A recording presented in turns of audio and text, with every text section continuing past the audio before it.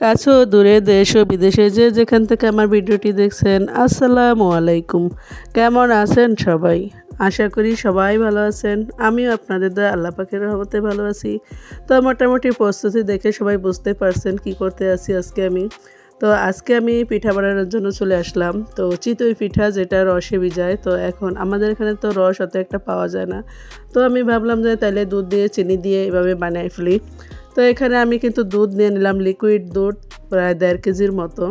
তো লিকুইড দুধটা আমি একদম করে চুলায় দিয়ে দিলাম, এটা গরম হতে থাক। এদিক দিয়ে আমি পানি গরম করে নিছি, পানিটা দিয়ে আমি আটাটা গুলে নিব। আটাটা গুলতে হবে কিন্তু একদম সব কিছু সঠিক পরিমাপে দিয়ে, কারণ যদি সব কিছু ঠিক না থাকে তাহলে পিঠা কিন্তু ফুলতে যাবে না। আর আমি আজকে যে পিঠাটা বানাচ্ছি, এই পিঠার এই যে চালের গুঁড়াটা নিছি, এটা কিন্তু আমার একদম মানে কলে মেশিনে ঘুরানো আতপ চালের গুঁড়া মেশিনে ঘুরানো, এবং এটা রোদে শুকানো, একদম শুকানো চালের গুঁড়া, শুকনো চালের গুঁড়া দিয়ে আমি নিছি। তো এটাকে আমি পরিমাণ মতো পানি দিয়ে আস্তে আস্তে পানি দিব, আর এটাকে নেড়ে চেড়ে একদম পরিমাণ মতো গুলে নিব। কারণ যদি বেশি পানি একবারে দিয়ে দিই তাহলে এটা বেশি পাতলা হয়ে যাবে, তখন এই পিঠাটা সুন্দর মতো হবে না।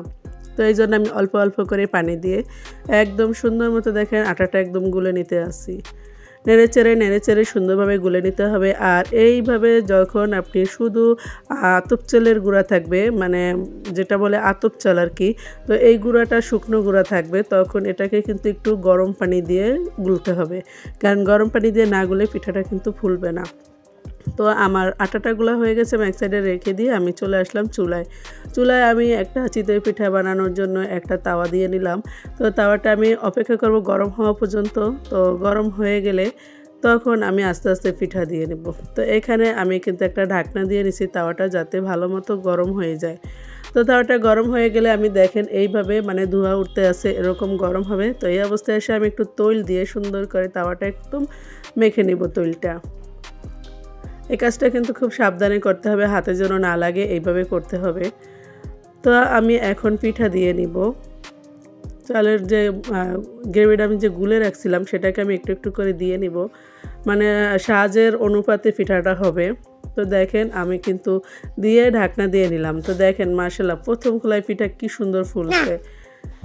তো চমৎকার হয়েছে পিঠাগুলো, দেখেন একদম একটু হাত দিয়ে একটু মানে কুচিন দিয়ে একটু নাড়া দিলেই পিঠাগুলো উঠে যায়, এবং পিঠার পিছনটা খুব সুন্দর একদম সাদা ফ্রেশ, একদম কোনো কালো হয়নি।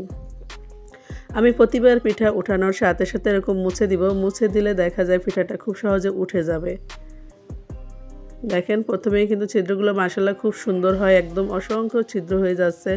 তো অনেকেই ভাবেন যে শুকনো চালের গুঁড়ি যেটা, সেটা পিঠা আসলে সুন্দর হয় না। এই যে দেখেন আমার এই পিঠাটা একদম সুন্দর পারফেক্ট একদম একটা পিঠা হয়েছে। আমি একটু ভেঙে আপনাদের দেখাইলাম। তো দেখেন পিঠাগুলো মাশাআল্লাহ খুব সুন্দর ফুলছে। তো প্রথম 1 খোলা 2 খোলা এরকম ফুলছে, তারপর মোটামুটি ভালোই, কিন্তু পরবর্তী পিঠাগুলো এত সুন্দর ফুলছে একদম ভরে গেছে পিঠা ফুলে।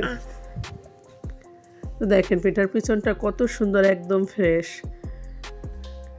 আমি এখন আবারও দিয়ে নিব, এইভাবে দিয়ে দিয়ে পিঠাগুলো ভেজে নিব এক এক করে। তো যারাই আমার ভিডিওটা দেখা শুরু করছেন এখন পর্যন্ত একটা লাইক দেননি, প্লিজ একটা লাইক দিয়ে নেবেন। আপনাদের একটা লাইকের জন্য আমার ভিডিওটা অনেকের কাছে ইউটিউব পৌঁছে দেয়।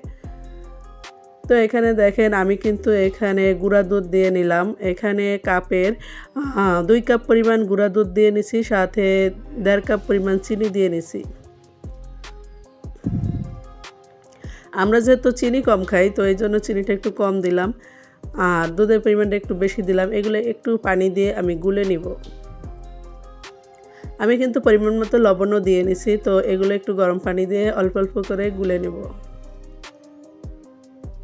একদম সুন্দর করে গুলে নিলে তাহলে পিঠাটা কিন্তু একদম সুন্দর হবে। এখানে দেখেন আমি কিন্তু লবঙ্গ দেই নাই, দারচিনি, এলাচ, তেজপাতা এগুলো দিয়ে নিচ্ছি।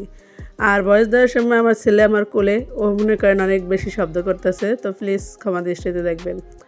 এখানে কিন্তু আমি 3 কাপের মতো নারিকেল কোরানো দিয়ে নিলাম, কারণ নারিকেল কোরানো দিলে এটা খেতে খুব বেশি মজা হয়, আর আপনাদের ভাইয়া নারিকেল ছাড়া কোনো পিঠা খেতেই চায় না।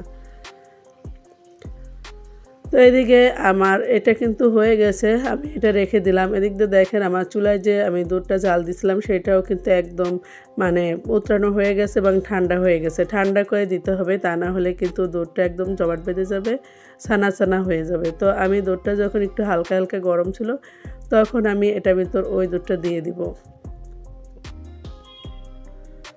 তো আমি কিন্তু এটা একটা চুলায় বসায় দিয়ে ওইগুলো দিয়ে নিলাম, দিয়ে এখন অনবরত নাড়তে থাকবো, কারণ নাড়তে না থাকলে দুধটা ছানা ফেটে যাবে।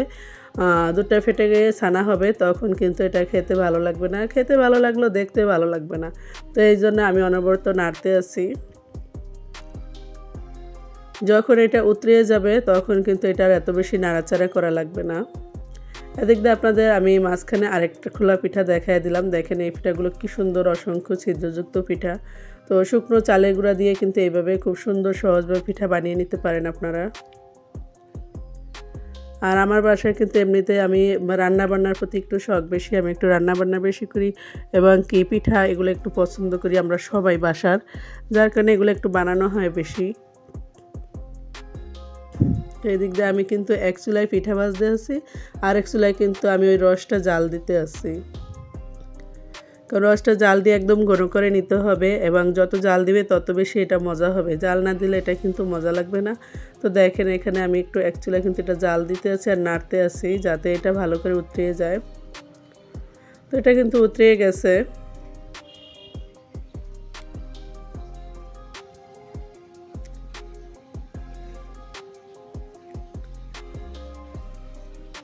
তো দেখেন আমার পিঠাগুলো প্রায় ভাজা হয়ে গেছে।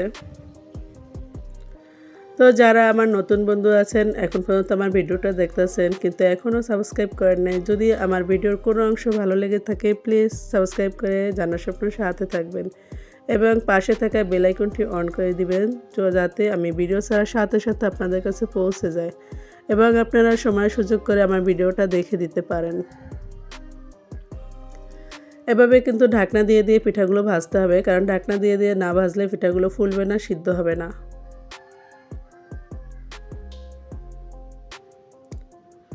তো পিঠাগুলো যখন আমি ভিজাইছি বিশ্বাস করেন এত সুন্দর মানে ভিজেছে, মানে এত সুন্দর এর ভিতর রসটা ঢুকে গেছে যে খেতে খুব বেশি মজা হয়েছে। তো আমি কিন্তু এখানে পিঠাগুলো প্রথমে দিয়ে সাজিয়ে নিছি, সাজিয়ে নিয়ে এখন আমি রসটা ঢেলে দিতেছি। আমি পিঠা পরিমাণে একটু বেশি দেওয়া হয়ে গেছিলো, আমার পিঠাটা আর একটু কম দেওয়া লাগতো, কারণ এটা একদম ফুলে উপরে উঠে গেছে রসটা খেয়ে।